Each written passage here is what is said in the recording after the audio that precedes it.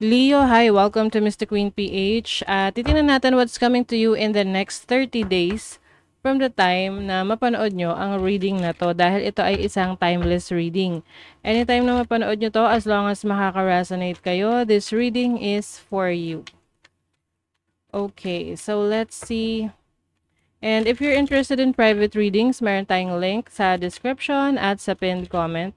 Paki-check nyo lang information kung paano mag-book for a private reading. And please subscribe to our channel to show your support. Like, share this video, at comment na rin kayo kung kayo ay naka-resonate. So let's see, Leo, what's coming to you in the next 30 days. Leo. In the next 30 days. Ooh. New beginnings. Wow. Ang ganda naman. So, Leo, meron ako nakikita sa inyo rito na expansion, pag-unlad, may growth. This can be growth sa iyong career, sa iyong finances, or sa iyong personal development, no? So, you are growing. Maaring meron kang sisimulang bagong business, career, trabaho, or project na magbibigay sa'yo ng success. Oo, may abundance kasi dito.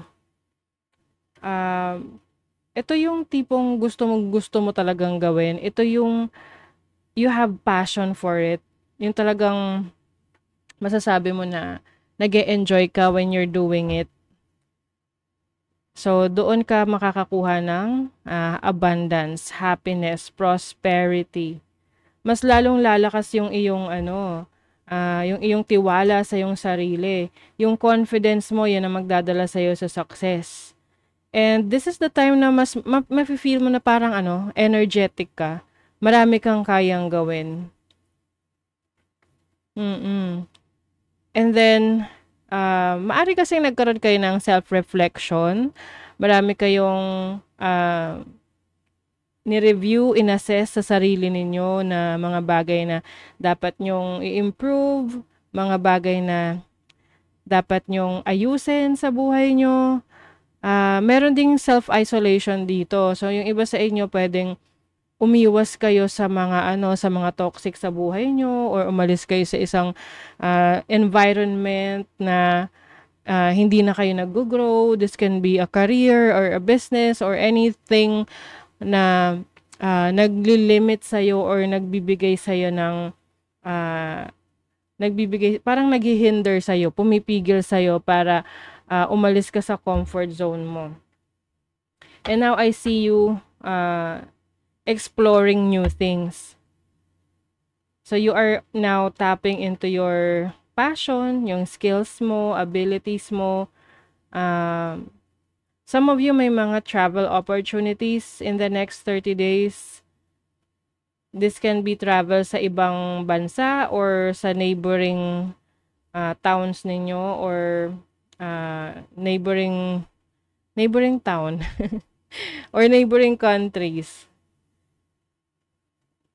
Meron kang this can be a new job, a new career na pag simula mo pa lang, mararamdaman mo na agad na ang gaan ng pakiramdam mo doon.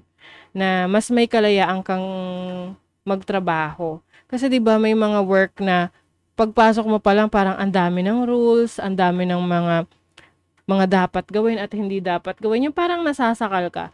And that is hindering you from your growth, no? Yan yung pumipigil sa'yo sa pag-unlad mo. Pero ngayon, may pagsisimula ng bagong kabanata sa buhay mo. And mapapansin mo, mas mabilis kang umunlad, mas masaya ka, mas may kalayaan ka. So, yung iba pwedeng nag-start kayo ng business, tapos you are your own boss, mas may time freedom ka. Or yung iba naging self-employed. The more na mas nagfo-focus kayo sa sarili nyo na, kumbaga, kayo yung mas nagtitiwala sa desisyon nyo, the more na mas nakaka-attract kayo ng good things sa buhay ninyo. Mm. Kasi kasi alam nyo, sometimes, well actually, depende kung sino yung mga kasama natin. But we also absorb energies. Kaya nga kailangan maging maingat tayo sa mga lugar na pinupuntahan natin, sa mga taong nakakausap natin, nakakasalumuhan natin na hinahayaan nating maapektuhan tayo. That's why meron tayong mga sinusuot na yung iba ha, nagsusuot ng mga protection bracelets or mga items that help them na i-block yung mga nega energies. So, yung iba sa inyo, umalis na kayo talaga dun sa source na yon, dun sa pinanggagalingan ng kanegahan sa buhay ninyo. Yung iba, yung tipong umalis kayo sa bahay ninyo kasi dun nang gagaling yung nega. Oo, yung toxic, or umalis kayo sa trabaho nyo na stressful na or toxic yung mga katrabaho ninyo. So, or even relationship ninyo na alam nyo, toxic tong taong to, parang pinipigilan ka sa pag-unlad mo. So now, you are in your own element na, you are stepping into your own power. Mm-mm. Kaya mas kontrolado mo yung life mo ngayon. Mm-mm. Kumbaga, hindi na siya nakasalalay sa ibang tao. You have your ibang tao or ibang kumpanya. Meron ka ng sariling desisyon. Mm-mm. Let's see sa kaperahan, money, for Leo, next 30 days. Oh, the lovers, commitment. Merong commitment ka na papasukin.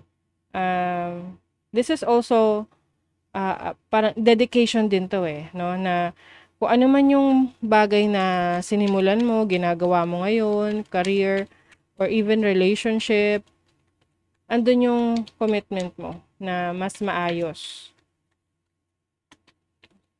Pero this is about your career, so maaring may signing ng contract, may bagong kontrata na isi-sign ka.